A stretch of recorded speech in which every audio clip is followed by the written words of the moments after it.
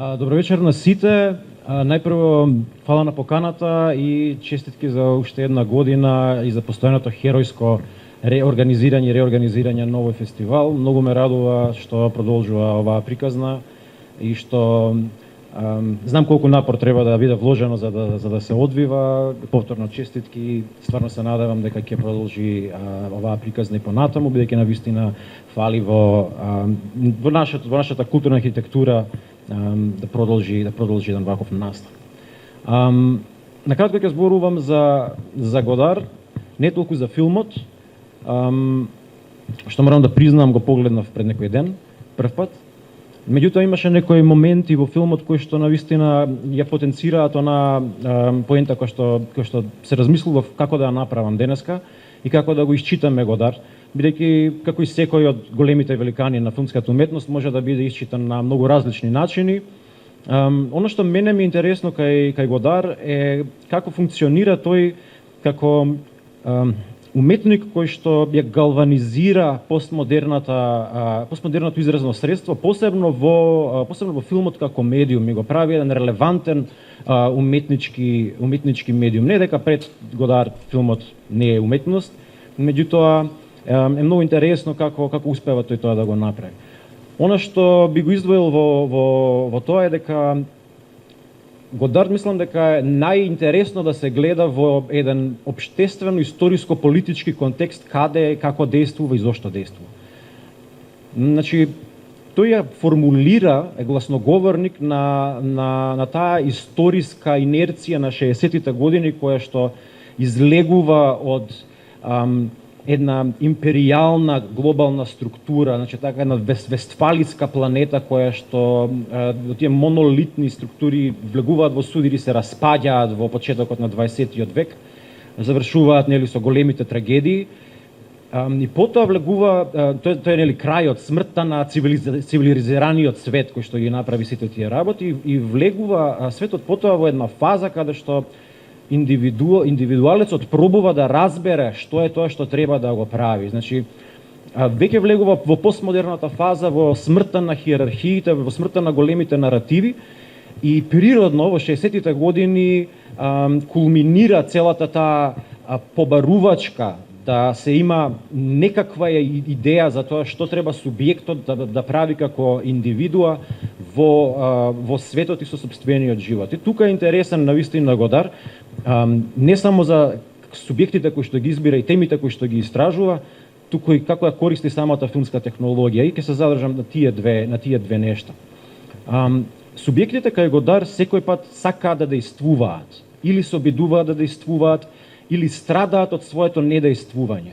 Со самото тоа тие се кршат со одредени хиерархиски структури. Тоа може да бидат било какви нормативни структури кои што се општествено воспоставени.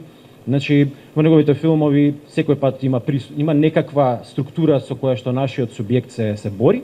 Меѓутоа, мислам дека еден критичен момент е тој екзистенцијалистички предизвик што го добива секој субјект на неговите филмови, а тоа е што да направи со здобиената слобода. Многу од неговите карактери се карактери кои што се знаат да бидат изгубени, или кога действуваат, знаат да действуваат многу единечно, односно да имаат многу јасен антистав кон нешто, меѓутоа за одредени нешта да не бидат најсигурни како треба да продолжат.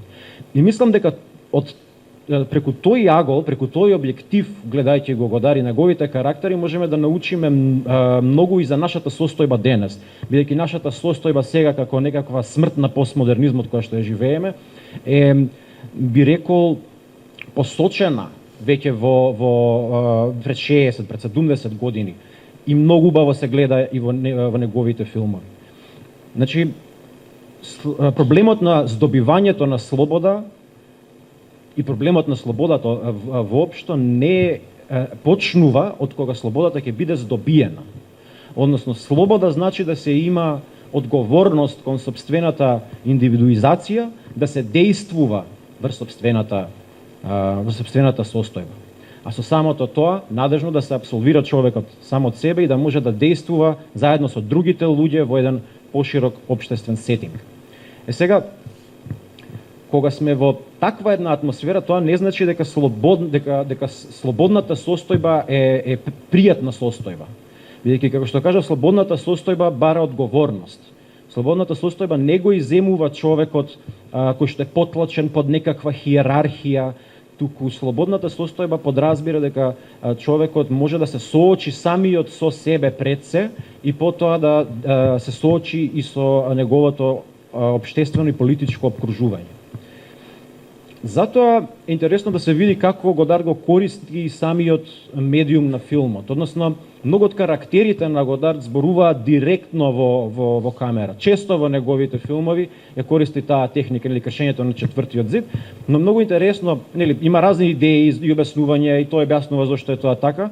Меѓутоа мислам дека тоа е еден многу интересен агресивен политички акт, каде што самиот гледач повеќе не може да биде пасивен воајер, не може да ја крие својата неодговорност како нешто што наблюдува артистичен објект, туку содействува во раскажувањето на приказната, на таа екзистенцијалистичка приказна, на таа постмодерна приказна и со самото тоа едноставно повлечен внатре во неговата индивидуализација и во неговата слобода, односно во одговорноста дека треба да действува.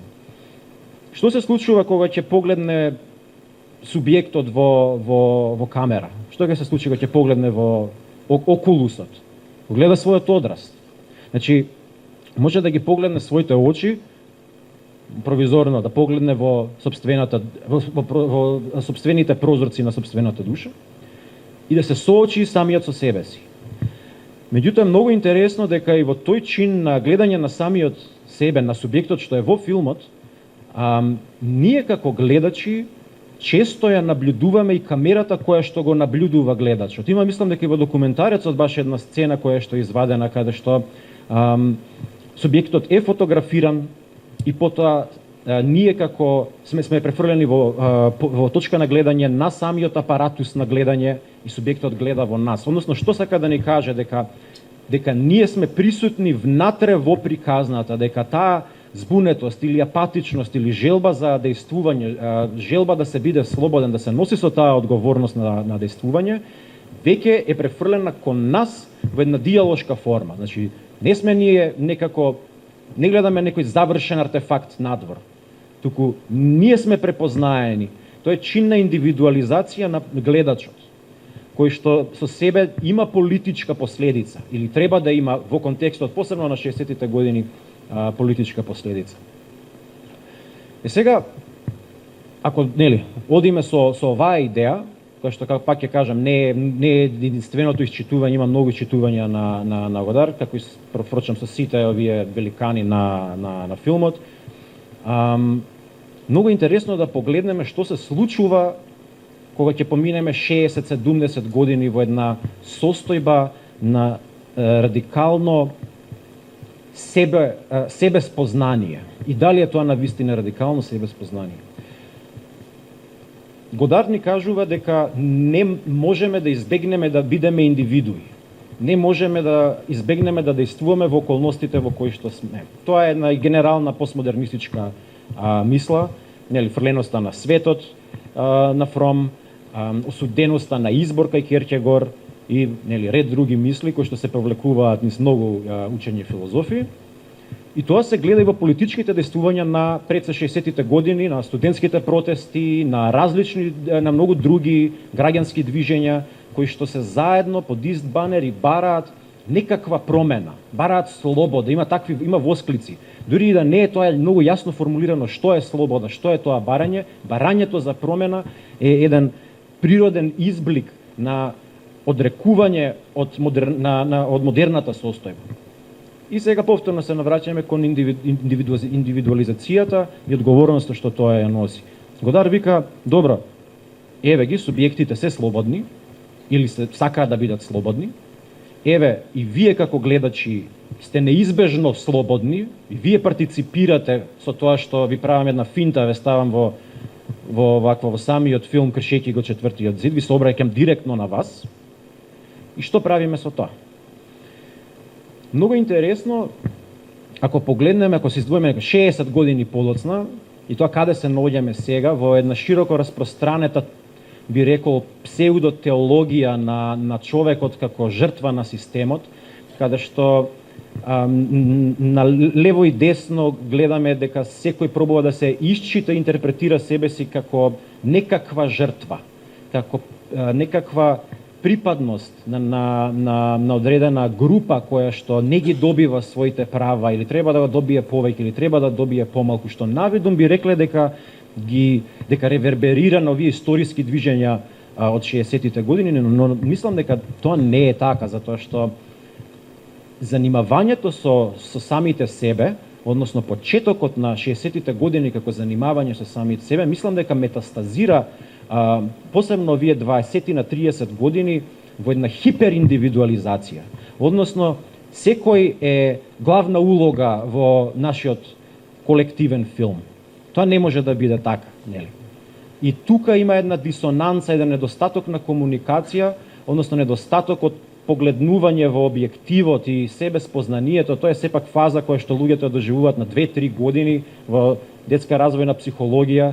Тоа е нешто што навистина треба да се доживе, и ние долги години, би рекол 50 години се занимававме со нашиот оглед во медиумот, автопортрети, нели, претходно, меѓутоа многу интересно со појавата на фотографија и со широко распространетата фотографија и пред се апарати, камери.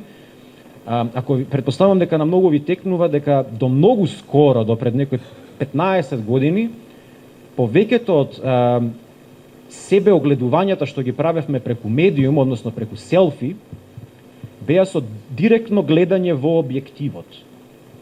Значи, ние правевме контакт со очи со тој што наблюдува.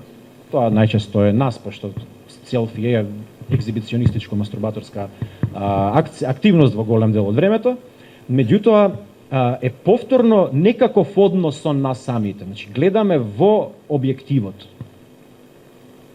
Што значи дека до тој момент се уште има шанса да видиме нешто и може би да научиме нешто, некаква, па дури и псевдоавторефлексија да се случи, има некој простор. Меѓутоа, со појавувањето на овие интересни направи, приметете, може со едноставен Google search да видите селфија до 2000 година и селфија после 2000 година. Никој не гледа повеќе во камерата. Сите гледаат во субјектот. И приметете го тоа, каде гледаат очите во модерните селфиња. Многу често се малку оф, како да има нешто, како да не се целосно присутни. Погледот е некаде е индиректен, избегнува да комуницира. Тоа е затоа што субјектот пробува да се наблюдува себе си издвоен од себе си. Односно, се избегнува да се соочи со себе си и да ја преземе одговорноста за сопствената состојба и за разлика од карактерите на Годард, да действува како единствен чинител на сопствената слобода и последиците од нејзи. Така што, гледањето на филмот денеска се надевам дека ќе не врати малку во, ќе не натера да подразмислиме малку за односот со самите себе, односно за односот со нашата авторефлексија и да бидеме внимателни, посебно во односот со медиумите кои што ги користиме на дневна основа, да внимаваме да не станеме субјекти издвоени за нас самите, односно да не се креираме самите себе како субјекти издвоени за нас самите, бидејќи тогаш тоа е некоја друга индивидуа, тоа не сме ние. И таа индивидуа може да биде анализирана на секакви други начини. Таа индивидуа нема одговорност, таа индивидуа може да биде жртва. Може да биде жртва по било кој основ, бидејќи кога е жртва е слободна да не действува. Јас знам дека да се земе слободата е непријатен чин, да се действува во слободата е непријатен чин. Меѓутоа мислам дека баш сега во оваа декада која што тече, нужно ќе мораме да се вратиме малку на тоа повторно индивидуализирање кое што има за функција секој да се еманципира сам од себе, во себе, за да може да комуницира равноправно со другиот за да можеме да направиме нешто што многу има една синтагма што многу ја сакам, се вика mutual structures for mutual meaning making. Така што се надевам дека таа себе комуникација ќе не донесе во простор каде што ќе можеме да комуницираме на тоа ниво. Што се однесува до филмот, ќе видите, претпоставувам, извадоци од филмови што ви се допаѓаат, многу интересни елементи и увид во животот на еден човек што секако не му било лесно да ја носи улогата која што ја има. Човек кој што почина лани и зад себе секако остави едно историско наследство кое што ќе биде изучувано не само во историски контекст, туку ќе биде изучувано и во контекст на тоа што може да прави самиот филм како медиум. Се надам дека ќе уживате.